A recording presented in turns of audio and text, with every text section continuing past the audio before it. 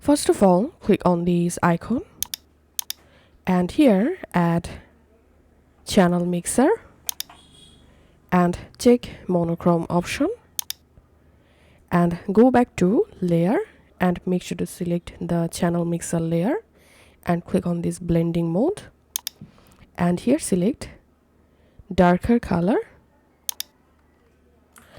and then go back to your properties and in here you will find this constant option. So all you have to need using the slider, you have to make black everything instead of red color, just like so. And here we can see some red colors in my background, so I don't want this red color, so I'm going to decreasing these a little bit.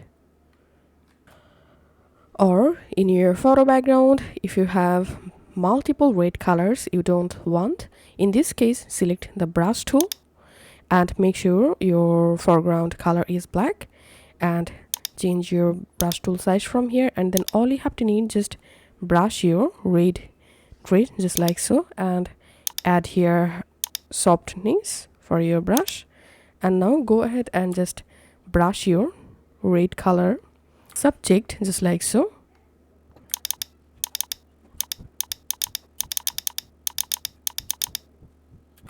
And here we can see the before and after result.